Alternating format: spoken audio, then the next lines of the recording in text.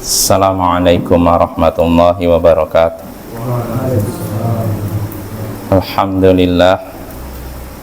Alhamdulillahilladzi al-aliyyil arfaq al-jami'i al-asya'i wal mufarriq tin ni'amil wasi'atil wazirah wal hikamil bahiratil katsirah. Thumma assalatu ma'assalamin daim ala rasulil qurasyil khatim wa alihi wa sahbihil abrar al-haizi maratibil fakhar, amma ba'd.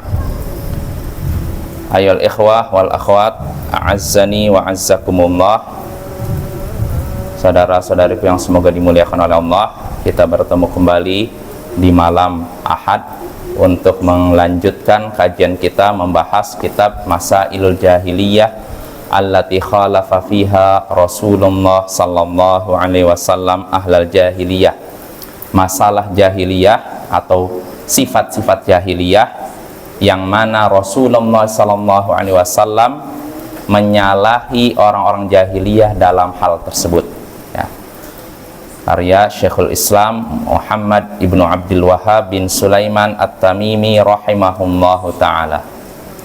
Ya, pada pertemuan sebelumnya kita menyelesaikan al-mas'alatu tsalitsatu asyrah. Betul? Ya, masalah ke-13, sifat jahil yang ke-13, yaitu al-ghuluwu fil ulama'i was salihin, bersikap berlebihan kepada ulama dan orang-orang soleh. Ini sifat orang jahiliyah. Mereka punya sikap, punya kebiasaan bersikap berlebihan kepada orang yang berilmu atau orang yang akhlaknya baik. Kalau ada orang yang dianggap berilmu, mereka sikapnya berlebihan, menjadikan mereka seperti Tuhan selain Allah. Kalau orang yang dianggap berilmu ini menghalalkan apa yang Allah haramkan, mereka juga ikut menghalalkan apa yang Allah haramkan. Kalau yang orang soleh ini mengharamkan apa yang Allah halalkan, mereka juga begitu, bersikap berlebihan, mengangkat derajat mereka yang tadinya derajat sebagai hamba menjadi Tuhan, ya. Kadang dipujinya lewat syair, kadang lewat berbagai macam cara, Bapak, ya. Dan ini sudah kita bahas, ini kebiasaan orang jahiliyah yang sayangnya muncul juga di tengah umat ini, di tengah umat Islam. Sebagian umat Islam bersikap berlebihan kepada sebagian ulama, sebagian orang soleh, sehingga mengangkat derajat mereka menjadi seolah-olah Nabi, seolah-olah Allah, ya. Seperti sebagian orang, Bapak-bapak, ada yang bersikap berlebihan, contohnya kepada Syekh Abdul Qadir Jailani, ya. Syekh Abdul Qadir Jailani namanya ini terkenal di tengah-tengah kita, ya, di Indonesia terutama, ya. Saya yakin nggak ada di antara kita yang nggak kenal, rata-rata kenal, minimal dengar, oh, Syekh Abdul Qadir Jailani. Jadi Syekh Abdul Qadir Jailani ini, kalau dari cerita yang tersebar di tengah-tengah kita, punya berbagai keanehan, punya berbagai karomah. Kalau masalah beliau punya berbagai karomah sudah kita bahas, artinya kelebihan, kejadian luar biasa yang terjadi pada orang soleh. Kalau yang terjadi pada Nabi namanya mukjizat. Nah, kalau kepada orang soleh karomah. Nah, Syekh Abdul Qadir Jailani memang ulama yang terkenal memiliki banyak karomah, diakui, kita tidak mengingkari. Cuma berita yang tersebar kadang berlebihan, Bapak, ya, berlebihan. Jadi yang tersebar ke tengah kita itu berlebihan, kayak Syekh Abdul Qadir Jailani katanya ikut membantu Allah dalam mengatur alam semesta. Udah berlebihan itu, dan itu nyata, ya. Dan ada yang menyatakan Syekh Abdul Qadir Jailani mengerti isi Lauhul Mahfuz, catatan takdir kita ini. Oh, ini udah berlebihan ini. Dan juga karena sikap mereka berlebihan, akhirnya sebagian orang di antara kaum muslimin kalau kena musibah yang dipanggil ya Syekh Abdul Qadir Jailani, bukan ya Allah, bukan ya Rahman, bukan ya Rahim, tapi ya Syekh Abdul Qadir Jailani. Nah, ini termasuk sikap berlebihan yang tercela dalam Islam. Islam tidak membolehkan sikap seperti itu. Jangankan sampai mengatakan Syekh Abdul Qadir, memanggil Syekh Abdul Qadir Jailani dalam masalah doa. Jangankan itu, Nabi saja dipanggil wahai Sayyid kami, wahai pemimpin kami, anak pemimpin kami, orang terbaik di antara kami, anaknya orang terbaik di antara kami. Nabi tidak suka, karena beliau khawatir pujian itu mengantarkan pada sikap berlebihan. Beliau tutup ketika itu. Beliau menyatakan wala yastajriyan qulub ya ayuhan nas qulu ba'da qaulikum, lafalnya wala yastajriyannakum syaitan, wahai sekalian manusia silahkan kalian mengucapkan perkataan apapun, yang penting jangan sampai setan menjerumuskan kalian ke dalam penyimpangan. Ya, karena kalau misalkan seorang muji terus nggak segera dihentikan, dikhawatirkan akan berlebihan, ya, dan itu perkara yang tercela, ya. Maka kita dilarang bersikap berlebihan kepada siapapun, orang yang kita anggap baik, orang yang kita anggap mulia, ya. Jangankan kepada orang soleh, kepada Nabi saja tidak boleh, ya tidak. Makanya Nabi pernah mengingatkan sini dalam hadis Sahih Bukhari, la tutruni kam ataratin nasara bena Maryam, jangan kalian berlebihan dalam memujiku sebagaimana orang-orang Nasara berlebihan dalam memuji Isa putra Maryam. Orang Nasara kan berlebihan kan? Apa bukti berlebihannya, Hanif? Terhadap Nabi Isa? Ya, Nabi Isa katanya anak Tuhan, bahkan Tuhan itu sendiri. Ya, udah berlebihan. Mereka kenapa bisa begitu? Karena mereka menyaksikan Nabi Isa ini memiliki kelainan, bukan kelainan dalam arti tanda kutip, dibandingkan orang yang di zamannya. Orang di zamannya di Bani Israel, di kalangan Bani Israel, ketika itu yang namanya tabib, orang yang bisa ngobati itu dimuliakan sekali di kalangan Bani Israel gitu. Jadi kalau nyaksikan ada orang bisa ngobati patah tulang, ini udah kedudukannya terhormat itu. Tiba-tiba datanglah Isa alaihissalam, Nabi Isa, lalu beliau bisa mengobati orang kena penyakit kusta, orang yang mati bahkan bisa hidup lagi dengan izin Allah. Kan ini kan aneh. Sarah ini Saramik keluar, enggak kan? Ini dalamnya. Ya, jadi aneh. Di zamannya orang paling cuma bisa ngobati patah tulang apa, tapi Nabi Isa bisa ngobati orang yang kena kusta. Ini udah aneh nih. Ketika itu kusta itu penyakit yang belum ada obatnya, tapi Nabi Isa bisa. Nabi Isa juga bisa menghidupkan orang mati. Orang sudah mati hidup lagi. Tentu semua dengan izin Allah, ya. Bahkan beliau juga bisa membentuk ini dari tanah liat burung lalu berubah jadi burung. Aneh tidak ini? Nah, ini kan bagi orang-orang Bani Israel, ini bukan manusia biasa. Dipuji-puji terus, dipuji, akhirnya ini bukan cuma Rasul biasa, ini bahkan anak Allah. Sehingga akhirnya mereka terjatuh dalam kemusyrikan, kekufuran gara-gara sikap berlebihan. Makanya Nabi ingatkan, jangan kalian berlebihan dalam memujiku sebagaimana orang-orang Nasara berlebihan dalam memuji Isa putra Maryam. Innama ana abdun, kata Nabi, sesungguhnya aku ini hanyalah hamba Allah. Fakulu, maka katakanlah bahwa aku adalah abdullah wa rasuluh, aku adalah hamba Allah dan Rasulnya. Itu titik, nggak usah ditambah-tambah dengan yang lain, ya. Nah, ini Bapak ya, ini sikap berlebihan. Maka hendaknya kita menempatkan seseorang pada tempatnya. Kalau dia seorang ini orang soleh, kita anggap orang soleh. Kalau dia nabi, udah situ aja. Jangan diangkat melebihi kedudukannya yang sebenarnya. Nah, ini pembahasan masalah jahiliyah yang ke-13. Nah, sekarang kita masuk masalah yang ke-14. Berkata Syekh Muhammad bin Abdul Wahhab rahimahullahu ta'ala, al-mas'alatu rabi'ata asyrah, permasalahan ke-14. Inna kullama taqaddam mabniyun ala qa'idatin wa hiya nafyu wal itsbat fayattabi'una al-hawa wa dhanna wa yu'riduna amma ja'at bihir rusul. Sesungguhnya semua yang sudah berlalu, masalah-masalah yang disebutkan sebelumnya kan sudah banyak kan, dimulai ini kan masalah ke-14 ya. Coba, jadi saya baca dulu. Sesungguhnya semua yang sudah berlalu itu berdasarkan suatu kaidah. Artinya semua yang disebutkan tadi, masalah-masalah, sifat-sifat jahil yang sudah disebutkan tadi, sebenarnya itu terangkum dalam sebuah kaidah, an-nafyu wal itsbat. meniadakan dan menetapkan. Maksudnya apa? Fayattabi'unal hawa wadh-dhann, mereka orang-orang jahiliyah mengikuti hawa nafsu dan prasangka, wa yu'riduna amma ja'at bihir rusul, lalu mereka berpaling dari apa yang dibawa oleh rasul, para rasul. Jadi semua sifat tadi sebenarnya dibangun di atas suatu kaidah atau berdasarkan sebuah kaidah, suatu pegangan, yaitu menolak, meniadakan dan menetapkan. Maksudnya apa? Menolak kebenaran dan menetapkan kebatilan. Nah itu maksudnya, Bapak. Jadi semua rangkuman dari semua sifat jahiliyah tadi, intinya orang jahiliyah itu mereka menolak kebenaran, menetapkan kebatilan. Nah itu. Jadi contohnya apa? Mereka mengikuti hawa nafsu dan prasangka, dan mereka berpaling dari ajaran Rasul. Tadi kan meniadakan, menetapkan. Yang dia tiadakan apa berarti? Ajaran para Rasul ditiadakan, tolak. Lalu mereka menetapkan. Menetapkan apa? Berdasarkan hawa nafsu dan prasangka. Nah ini Bapak. Jelas ya?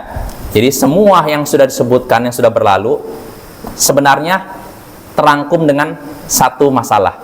Meniadakan dan menetapkan. Meniadakan kebenaran, menetapkan kebatilan. Semua yang sudah berlalu begitu. Semua sifat yang berlalu seperti itu. Bisa dirangkum begitu. Apa saja semua sifat yang berlalu? Ya kita baca secara singkat ya. Contoh yang pertama nih Bapak ya. Maksudnya biar jelas, karena kan udah lewat banyak nih. Contoh yang pertama, orang-orang jahiliyah, sifat jahiliyah yang pertama, mereka berdoa kepada wali-wali dan orang-orang soleh. Nah, itu lihat tuh. Ini batil atau benar? Batil ya. Mereka tetapkan itu. Lalu masalah kedua, sifat jahiliyah yang kedua, mereka orang-orang jahiliyah berpecah belah dalam masalah ibadah dan agama. Berpecah belah. Ini batil atau benar? Batil. Mereka tetapkan, mereka lakukan. Lalu berikutnya mereka juga mereka menganggap mendurhakai penguasa, tidak taat kepada penguasa, ini adalah keutamaan. Nah, ini benar apa salah? Salah kan? Ya, tapi mereka nyatakan itu bagus. Lihat tuh. Sesuatu yang salah dianggap bagus ya. Wasam'i wa ta'ata lahu dhullun wa mahana. Sedangkan dengar dan taat kepada pemimpin ini dianggap kehinaan dan kerendahan. Benar salah ini? Salah kan? Yang seharusnya dengar sama taat kepada pemimpin bagus tidak? Tapi mereka nyatakan tidak bagus, ditolak. Satu yang harusnya diterima, ditetapkan, mereka tolak. Dan seharusnya sesuatu yang ditolak malah mereka tetapkan gitu. Itu yang tiga ya. Lalu yang keempat, mereka taklid ya, buta, fanatik buta. Nah, ini orang-orang jahiliyah fanatik buta kepada pemimpin dan orang yang mereka agungkan. Apapun yang dikatakan pemimpin mereka, mereka dengar. Nggak peduli benar apa salah, nggak dipikirkan ini apa landasannya, apa alasannya, apa sandarannya, nggak. Pokoknya pasti benar. Nah, ini taklid. Tercela atau terpuji? Tercela. Tapi mereka tetapkan. Ya, itu. Lalu berikutnya masalah sifat kelima, mereka tertipu dengan jumlah banyak. Artinya apa? Mereka menilai sesuatu itu benar kalau banyak yang melakukan dan meyakininya. Nah, ini benar apa salah? Salah, tapi mereka tetapkan itu, mereka lakukan. Lalu berikutnya, mereka juga yang keenam, mereka beralasan dengan perbuatan orang-orang terdahulu. Artinya ini berdasarkan keyakinan leluhur kita. Nah ini juga benar apa salah? Tapi mereka tetapkan itu. Lalu berikutnya yang ketujuh, mereka berdalil mereka beralasan dengan orang-orang yang punya kekuatan dalam masalah pemahaman dan perbuatan untuk menyatakan bahwa itu benar. Jadi ini benar karena diyakini oleh orang-orang kuat dalam masalah pemahaman dan perbuatan. Ini benar apa salah? Salah, tapi mereka lakukan. Nah itu. Lalu berikutnya, yang masalah ke-8, mereka juga beralasan menyatakan batilnya sesuatu karena hanya diikuti oleh orang-orang lemah. Oh ini apa ini? Apa keyakinan ini? Oh ini siapa yang ngikutin? Orang-orang ini. Oh ini orang lemah, berarti salah. Nah, Ini benar apa salah? Salah, tapi mereka lakukan. Nah, itu masalah ke-8. Masalah ke-9, mereka mengikuti orang-orang berilmu yang fasik dan orang-orang ahli ibadah yang bodoh. Benar apa salah? Salah, tapi mereka lakukan. Lalu masalah ke-10 yang disebutkan Syekh, mereka menyatakan batilnya suatu ajaran dengan menyatakan orang yang menganutnya pemahamannya rendah, tidak bisa menghafal. Wah, ini siapa yang melakukan ini? Oh, si fulan. Oh, ini orang nggak punya kedudukan, orang yang kurang cerdas, maka ini pun salah. Ini seperti ini benar apa salah? Salah kan, tapi mereka lakukan. Nah, itu. Lalu yang sifat ke-10, 11 dan ke-12 ya. Yaitu mereka menggunakan kias yang rusak. Kias yang rusak. Ini harusnya ditiadakan kan? Harus ditolak kan? Tapi mereka lakukan. Lalu setelah itu mereka mengingkari kias yang benar. Kias yang benar harusnya ditetapkan, diterima kan? Tapi mereka malah, kan? Berarti sesuai kan? Jadi mereka itu yang batil ditetapkan, yang benar ditolak ya. Lalu berikutnya yang sifat ke-13 terakhir, nah, bersikap berlebihan kepada para ulama dan orang-orang soleh. Nah, ini benar apa salah? Salah, tapi mereka tetapkan itu. Nah, itu Bapak. Jadi kesimpulannya, yang pada sifat yang ke-14 ini, semua yang sudah disebutkan sebelumnya itu, semua sifat yang sudah disebutkan itu, semuanya berdasarkan kaidah pegangan, yaitu penolakan dan penetapan. Maksudnya apa? Mereka menolak ajaran Rasul, menolak kebenaran, dan menetapkan kebatilan, yaitu yang berdasarkan apa? Prasangka mereka dan hawa nafsu mereka. Jelas apa ya? Nah, itu ya. Mungkin sini coba mungkin saya bacakan sedikit penjelasan Syekh Shalih Al Fauzan tentang kaidah ini. Sedikit saja mungkin sini. Asyarah penjelasannya nih. Kata Syekh Dr. Shalih Al Fauzan hafizahullah, kullu ma taqaddama minal masail allati dzakaraha Syekh an ahli jahiliyah innama hiya mabniyatun 'ala nafyi wal itsbat. Nah, ini semua masalah sifat-sifat yang sudah berlalu yang disebutkan oleh Syekh, semua sifat orang-orang jahiliyah yang sudah disebutkan Syekh, semua itu berdasarkan an-nafyu wal itsbat, penolakan dan penetapan. Jadi ditolak dan ditetapkan. Apa yang ditolak, apa yang ditetapkan? Kata Syekh, fahum yuthbituna ma nafahumullah. Mereka menetapkan apa yang ditolak oleh Allah. Contohnya kan Allah sudah menolak atau melarang sikap berlebihan kepada ulama kan, tapi mereka malah menetapkannya. Wa yanfuna ma atsbatahumullah, dan mereka orang jahiliyah meniadakan, menolak apa yang Allah tetapkan. Allah sudah tetapkan ini harus dikerjakan, mereka malah tolak. Ya, contohnya kias yang sahih, kias yang benar, harusnya dilakukan kan, tapi mereka tolak. Nah, itu walidzalik, karena itu waqa'u fid dhalal, karena mereka menolak apa yang harusnya ditetapkan dan menetapkan yang harusnya ditolak, akhirnya apa? Mereka terjatuh dalam kesesatan. Nah, itu apa ya? Fallahu jalla wa ala nafa syirk wa atsbata tauhid. Allah subhanahu wa ta'ala sudah menolak syirik dan menetapkan tauhid ya, wa amar tauhid, dan Allah juga sudah menyuruh kita untuk merealisasikan tauhid, mengesahkan Allah. Wahum akasu, tapi mereka justru membalikannya. Mereka ini sini siapa? Orang jahiliyah. Apa maksudnya? Fa'athbatu syirik wa nafau at-tauhid. Allah kan nyuruh kita untuk tauhid kan, mengesahkan Allah. Mereka balik. Mereka justru, kata Syekh sini, menetapkan syirik dan meniadakan tauhid. Fa'akasu makna la ilaha illallah. Karena itu mereka sudah membalikkan makna la ilaha illallah tamaman, secara sempurna. Ya, qala Allah Ta'ala, Allah berfirman, walladzina amanu bil batili wa kafaru billah ulaika humul khasirun. Nah, ini apa nih? Dan orang-orang yang beriman kepada yang batil dan ingkar kepada Allah, beriman kepada yang batil dan ingkar kepada Allah, mereka itulah orang yang merugi. Beriman kepada Allah, beriman kepada yang batil dan ingkar kepada Allah. Beriman kepada yang batil. Yang batil harus diapakan, Bapak? Diingkari kan? Tapi mereka malah beriman, ditetapkan. Lalu Allah katakan dan mereka ingkar kepada Allah. Harusnya Allah itu kita iman kan? Ditetapkan kan? Tapi mereka malah, nah ini lihat tuh. Mereka menetapkan yang batil, menolak yang benar. Akhirnya apa? Ulaika humul khasirun. Mereka itulah orang-orang yang merugi. Nah, ini Bapak ya. Nah, maka kesimpulan dari ini sampai sini aja, kesimpulan dari sifat jahiliyah yang ke-14 seperti itu. Artinya sifat jahiliyah yang harusnya ditetapkan mereka tolak, yang harusnya ditolak malah mereka tetapkan. Dan ini terjadi juga di zaman sekarang. Yang harusnya ini suatu perbuatan ini ditetapkan malah ditolak oleh sebagian orang, ditolak. Dan ada yang suatu perbuatan yang harusnya ditolak malah dilestarikan oleh sebagian orang zaman sekarang. Contohnya apa? Misalkan Bapak apa contohnya?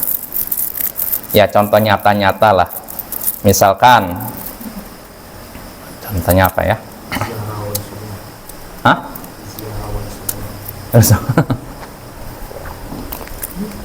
Nggak, yang ini aja lah, yang nampak kemaksiatannya tapi anehnya dilestarikan. Ya contohnya gini, joget-joget di acara, nah itu. Saya yakin Bapak ini sebenarnya Bapak joget-joget di dengan acara musik dengan suara jenuh. Kalau orang yang masih lurus fitrahnya ini mungkar tahu. Cuma karena kemungkaran ini terlalu banyak dipraktekkan, akhirnya orang anggap biasa. Maksiat tuh Bapak, kalau awalnya orang ketika nyaksikan maksiat, tapi karena sering dilakukan, akhirnya biasa. Ini Bapak nih. Jadi suatu maksiat pertama diingkari oleh orang. Orang anggap ini besar nih, perkara masa ini. Tapi lama kan karena sering dilakukan orang anggap sensitif, apa istilahnya nggak sensitif lagi hatinya. Ibaratnya karena sering melakukan, jadi contohnya kayak misalnya kita gini lah. Saya misalkan anggap orang yang nggak pernah kerja apa kuli ya, kerja kasar ya, ketika megang cangkul lecet-lecet kan, ya nggak sakit tapi kalau udah terbiasa ini kapalan kan, nggak lagi yang merasa sakit kan. Nah begitu pula maksiat. Pertama orang apa ini kayak gini kok, laki-laki perempuan joget tuh kayaknya gimana gitu kan, belum lagi ada minuman keras itu.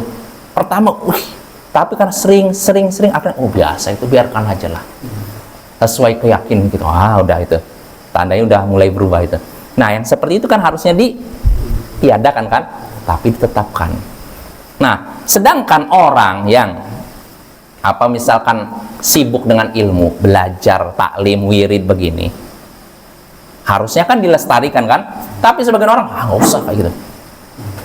Yang harusnya dilestarikan ditiadakan, yang harusnya ditiadakan malah dilestarikan. Ini berarti sifat jahiliyah. Lihat tuh, kadang sebagian orang nggak berpikir yang jelas-jelas haram dibiarkan, tapi yang diajarkan Nabi malah berusaha untuk nah ini tandanya sifat jahiliyah Bapak. Maka waspada ya, kalau kita ngelihat yang haram, jelas-jelas haram di depan mata, kita nggak perhatian, tapi yang orang mengamalkan sunnah Nabi misalkan, jelas-jelas ada hadisnya, dipermasalahkan, kan tandanya ini hati yang berpenyakit kan? Iya nggak? Orang yang melakukan maksiat di depan mata dan nggak ada ulama beda pendapat, dibiarkan, tapi orang yang berusaha mempraktekkan sunnah Nabi malah dipermasalahkan. Ini berarti hati yang berpenyakit, dan itu termasuk sifat jahiliyah yang bahaya Bapak ya. Yang batil harusnya ditolak, yang hak ditetapkan, jangan diwalik. Nah itu sifat yang ke-14 ya, maaf. Nah sekarang kita masuk sifat ke-15 ya, sifat yang baru. Kata Syekh di sini, berkata Syekh rahimahullahu taala, i'tidharuhum 'anittiba'i ma atahumullah bi'adamil faham kaqauli wa qalu qulubuna ghulf ya Syu'aibu ma nafqahu katsiran mimma taqul fa akdzabahumullah wa bayyana anna dzalika bisababi tab'i 'ala qulubihim wa anna tab'a bisababi kufrihim. Nah ini Bapak ya, Ini sifat yang ke 15 ya. Maksudnya apa? Mereka beralasan untuk apa? Mereka tidak mengikuti apa yang Allah berikan kepada mereka dengan alasan tidak paham. Orang jahiliyah tidak mengikuti apa yang Allah berikan. Apa maksudnya Allah berikan? Wahyu kan? Yang diberikan kepada Nabi kan, Al-Quran, ilmu dan semacamnya. Mereka tidak mengikuti apa yang Allah berikan dengan alasan tidak paham. Kami nggak paham. Kok bisa ya? Kaqaulihi, Allah sebutkan contohnya seperti Allah kabarkan, wa qalu qulubuna ghulf. Mereka berkata hati kami sudah terkunci. Jadi Rasul nyampaikan wahyu jelas gitu. Mereka jawabnya apa? Bukannya kamu ini jawaban kamu kurang begini, enggak, tapi hati kami udah terkunci, nggak bisa nerima. Biasa karena kan udah disumbat ininya, matanya udah gini. Kan ada kayak gitu Bapak ya. Ada orang-orang gitu. Ketika kita mau nyampaikan sesuatu udah nggak ada yang masuk sekali. Hasbunallah wa ni'mal wakil. Ya, jadi mereka berkata hati kami sudah terkunci. Ini pertama, ayat pertama. Yang kedua, Syekh menyebutkan ucapan kaum Madian kepada Nabi Syuaib. Mereka berkata, ya Syuaib, ma nafqau katsiran mimma taqul. Nabi Syuaib mengajak mereka untuk beriman kepada Allah, mengesahkan Allah, menyebutkan tanda-tanda kekuasaan Allah. Mereka malah menjawab, wahai Syuaib, kami tidak paham kebanyakan yang kamu sebutkan. Tidak paham. Bayangkan, padahal seorang nabi kalau nyampaikan sesuatu, apakah ini asal-asalan? Enggak kan? Pasti orang fasih. Apalagi nanti akan disebutkan bahwa Nabi Syuaib ini Khatibul Anbiya gelarnya, orator para nabi. Orator artinya orang yang pintar ngomong. Jadi bukan orang yang kan ada istilahnya orang apa namanya? Gagap kayak gitu kan, atau ada sebagian orang cadel. Nggak jelas. Kalau Nabi Syuaib enggak, dia orang yang fasih. Ini nabi loh. Makanya dapat gelar Khatibul Anbiya, khatibnya para nabi, oratornya para nabi. Artinya jago ngomong. Tapi anehnya kaumnya yang kafir menyatakan, kami nggak paham apa yang kau sebutkan. Aneh kan Bapak ya? Menolak kebenaran dengan alasan tidak paham. Lihat tuh. Itu Bapak itu menunjukkan hidayah dari tangan Allah. Bisa jadi orang udah nyampaikan penjelasan dengan begitu jelas, disertai ayat Al-Quran, hadis, keterangan dari para sahabat, tapi nggak paham. Nah itu Bapak ya, itu menunjukkan hidayah dari tangan Allah ya. Jadi kaum Syuaib menolak dakwah Nabi Syuaib dengan menyatakan, kami tidak memahami kebanyakan apa yang kau sebutkan. Banyak perkataan kamu yang tidak kami pahami. Bayangkan, siapa yang ngomong gitu? Fa'akdzabahumullah, maka Allah dustakan mereka, bantah mereka. Wa bayyana, lalu Allah pun menjelaskan, anna dzalika bisababi tab'i ala qulubihim, bahwasanya mereka tidak paham disebabkan kunci yang ada dalam hati mereka, disebabkan penutup yang menutupi hati mereka. Wa anna tab'a, dan kunci tersebut, penutup tersebut, bisababi kufrihim, disebabkan kekafiran mereka. Itu sebabnya sebenarnya. Gara-gara mereka kafir, Allah kunci hati mereka. Kalau sudah dikunci, mereka nggak bisa paham dan nggak mau paham. Jelas apa ya? Ya kita baca syarahnya. Penjelasan dari Syekh Shalih Al-Fauzan, Bapak ya. Bentar. Berapa menit lagi, Jess? Masih banyak. 37 ini jamnya nggak ini ya, nggak sama ya kadang. 26. Kalau ini? Oh ini 21. Berarti oh iya masih. Ya. Ya, lanjut Bapak ya. Jadi ini judulnya ya. Jadi bisa kita simpulkan, orang-orang ahlul jahiliyah, orang-orang jahiliyah, mereka menolak kebenaran, tidak mau menerima kebenaran dengan alasan yang batil. Contohnya alasannya tadi apa? Kami nggak paham, hati kami sudah terkunci. Ya kalian sendiri yang mengunci hati kalian gitu loh. Nah, kita baca penjelasan dari Syekh Shalih Al-Fauzan. Asyarah, kata Syekh Shalih Al-Fauzan hafizahullah, maksudnya mereka ini i'tadzaru an qabul haq bi annahum la yafhamuna. Mereka tidak mau menerima kebenaran dengan alasan mereka tidak memahaminya, tidak bisa paham katanya. Kama dzakarallahu subhanahu wa ta'ala 'anil yahud, sebagaimana Allah kabarkan tentang orang-orang Yahudi. Nah, ini Bapak ya, orang-orang Yahudi. Ini kalau masuk Facebook langsung di ban sama Facebook. Hah? Enggak ya? Enggak ya? Oh, kirain tuh. Karena kalau nyebut Yahudi langsung dihapus biasanya. Hah? Panjang. Oh, panjang. Karena ada suaranya dihilangkan. Oh, gitu. Oh, gitu. Kadang mereka ini sensitif, nyebut kata Yahudi langsung dihapus nanti. Ya, jadi Bapak ya nih. Jadi Allah menyebutkan tentang orang-orang Yahudi. Jadi mereka kan menolak kebenaran dengan alasan tidak paham, ya. Nah, di sini Syekh menyatakan lamma da'ahum Rasulullah sallallahu alaihi wasallam lil Islam qalu qulubuna gulf. Lihatlah, tatkala Rasulullah sallallahu alaihi wasallam mengajak mereka masuk Islam, masuklah Islam ini sebagaimana diajarkan dalam Taurat, dalam Injil. Qalu, apa reaksi mereka orang Yahudi? Qulubuna gulf. Hati kami sudah terkunci, nggak akan terima lagi Islam. Hati kami sudah terkunci, alasannya gitu. Maka Allah membantah, bal la'nahumullah bikufrihim. Bahkan Allah melaknat mereka karena kekafiran mereka. Artinya mereka sendiri yang milih kafir, makanya Allah kunci. Artinya bukan berarti Allah mengunci tanpa sebab, Bapak. Jadi Bapak perlu kita ketahui, Allah tidak mungkin menyesatkan hambanya tanpa sebab. Ini keyakinan Ahlus Sunnah wal Jamaah. Ketika Allah menyesatkan seorang hamba, nggak mungkin tanpa sebab, pasti ada sebabnya. Dan sebabnya diantaranya apa? Ya dia menyaksikan kebenaran, nggak mau ngikutin. Itu diantaranya. Maka hati-hati Bapak, ada satu ayat, satu hadis di depan mata kita, lalu karena tidak sesuai dengan hawa nafsu kita berpaling. Ini hati-hati, kita bisa sesat. Bertahap, biasanya sedikit-sedikit, seperti orang Yahudi. Ya, jadi ketika Nabi mengajak mereka masuk Islam, orang Yahudi berkata apa? Hati kami sudah terkunci. Maka Allah katakan balla'anahumullahu bikufrihim. Bahkan Allah mengutuk mereka disebabkan kekafiran mereka. Faqalilam ma yu'minun. Alangkah sedikitnya di antara mereka yang beriman. Ya, jelas apa ya? Maksud hati kami terkunci di sini kata Syekh, alaiha ghilaf. Hati kami ini di atasnya ada penutup. Artinya apa? Diterjemahkan apa? Terkunci kan, tertutup kan? La yasilu ilaiha kalamur rasul. Karena sudah tertutup, ada kuncinya, perkataan Rasul tidak akan sampai ke dalam situ. Wala tatma'innu qulubuhum ila kalami. Dan hati mereka juga karena sudah tertutup tidak tenang mendengar ucapan Nabi. Nah, ini hati-hati juga nih. Kalau kita mendengar ayat hadis, kita udah nggak merasa tenang, nah berarti hati kita jangan-jangan sudah dikunci. Hati-hati, waspada Bapak ya.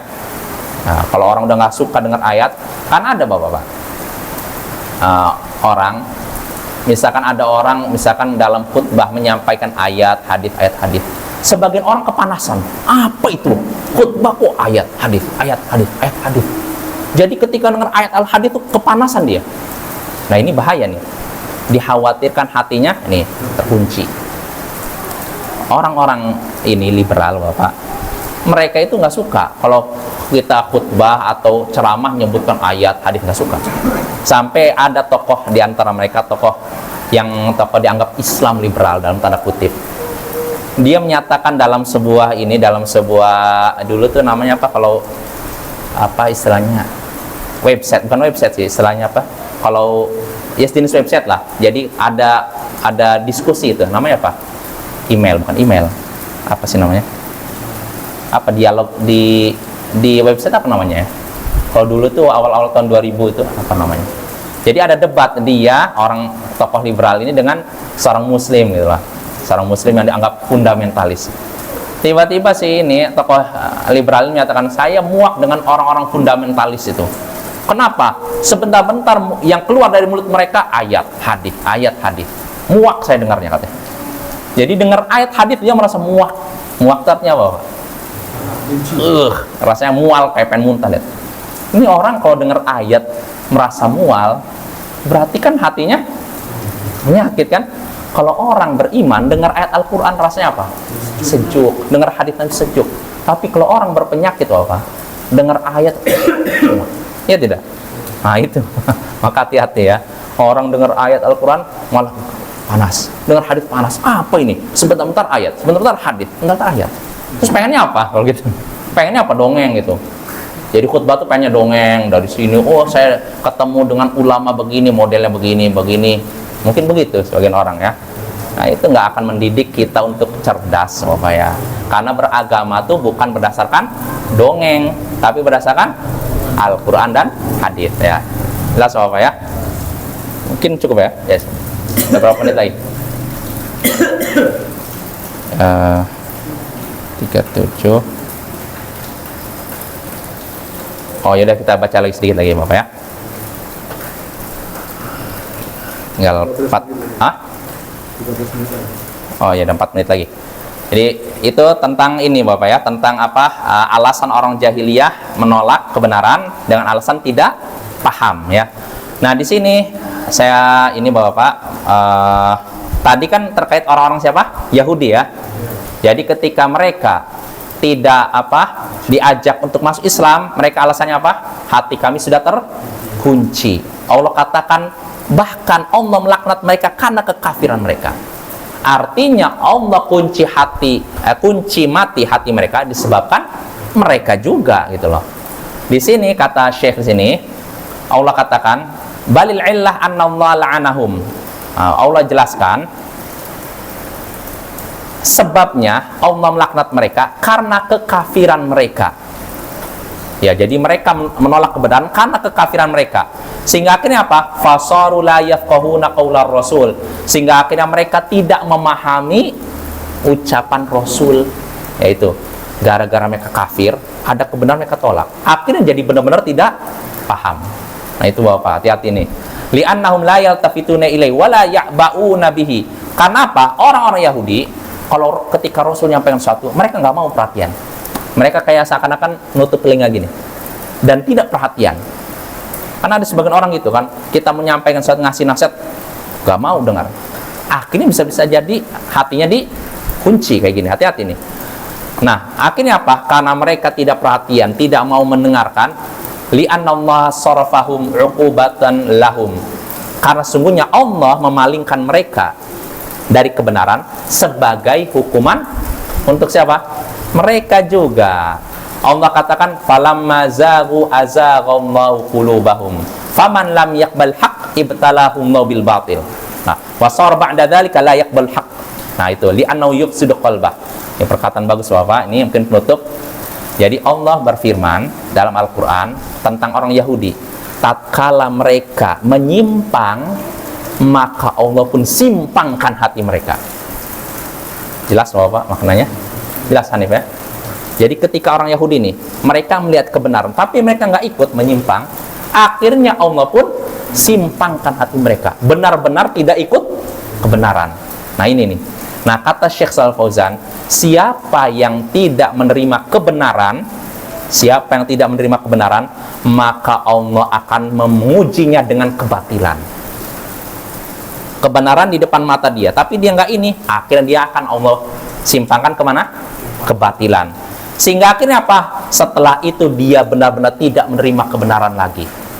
Karena di depan mata ada kebenaran, tapi dia nolak. Akhirnya dia nggak bisa balik lagi pada kebenaran. Kenapa? Karena dia sudah merusak hatinya sendiri. Wal-iyadu billah, kita memohon perlindungan pada Allah dari yang demikian. Ya mungkin saja Bapak.